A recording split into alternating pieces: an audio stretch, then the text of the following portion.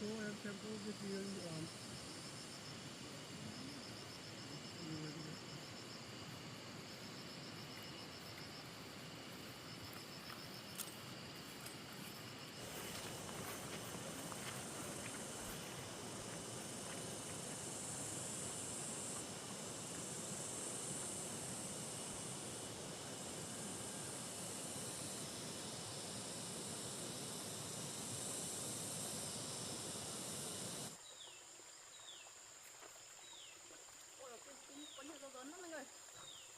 Đây này em ơi.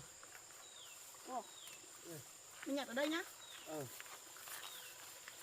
nhặt rau dớn tí mình nhặt cái đít củi cho em ạ.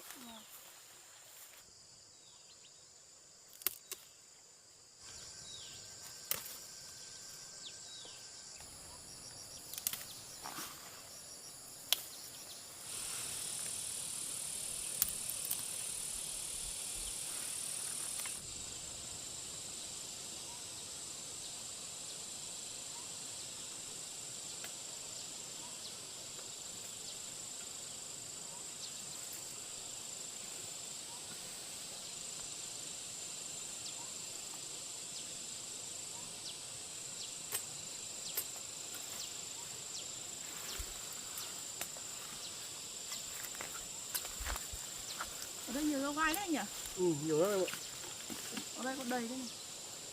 Vào đi, vào cả cái này đi. Tọc vào tay. Ôi, đây nhiều rau thế. Rau gai này mới ngon này. Wow. Anh hái được nhiều chưa?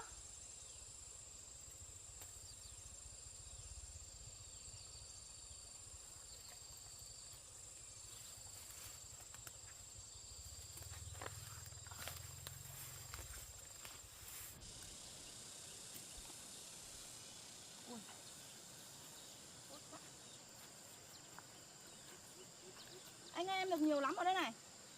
À, anh cũng được nhiều lắm rồi. Vâng. Anh cũng được nhiều lắm rồi em ạ.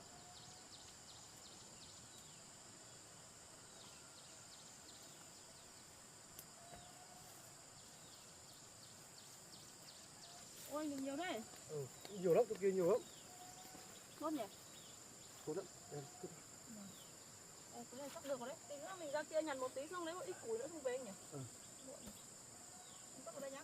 em cất vào người đi để anh cho lấy thử. Vâng, vâng. Anh ra kia đi, em ra kia.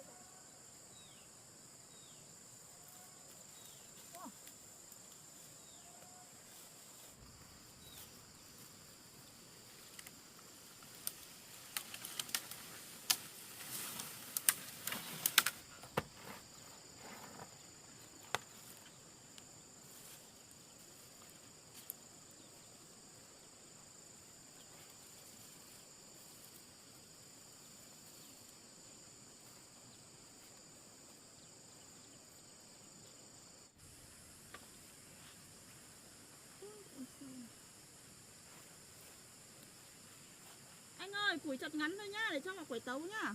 Ờ.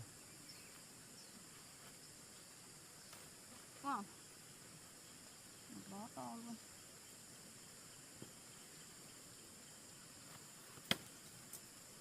Đây, cho củi cho vào đây này. Mang vào cái quầy tối lên.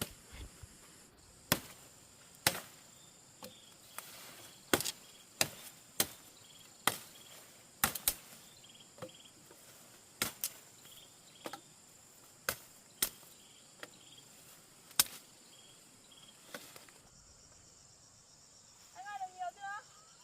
Được rồi em ạ. Có một vác to rồi. Một bác à? Ở dưới kia có một khúc to nữa kìa. Vâng, vâng. Ôi. Cẩn thận tí lại ngã. Đâu để quầy tấu đâu rồi?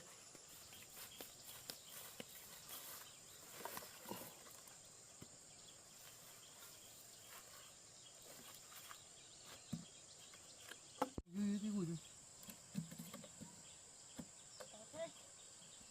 Ôi khô rồi.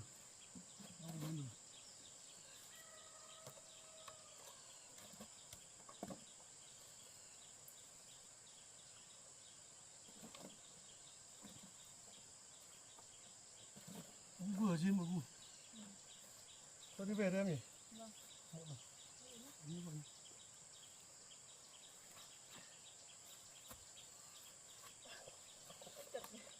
Đây.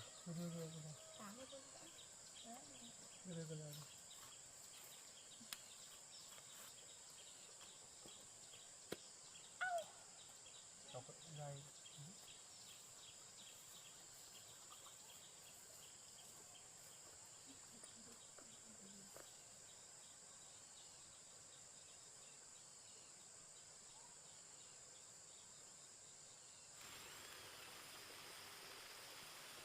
Nặng thôi.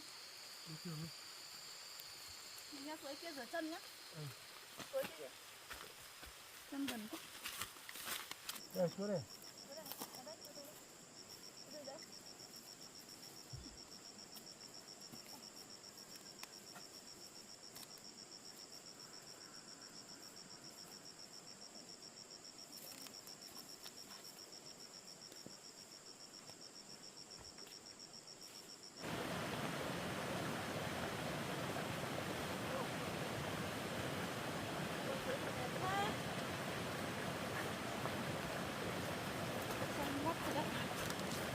Tổng thế nhỉ?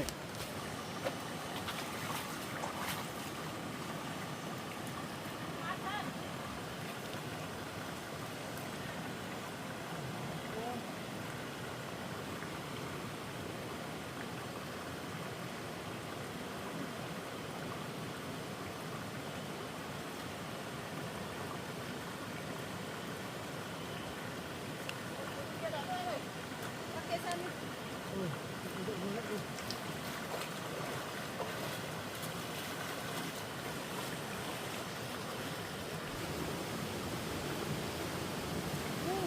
Thế nhỉ?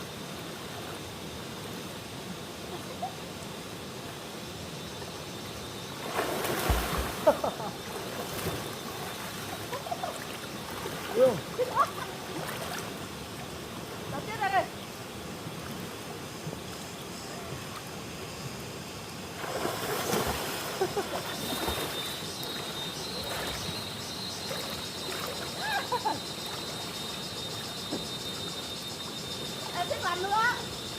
Đây rồi.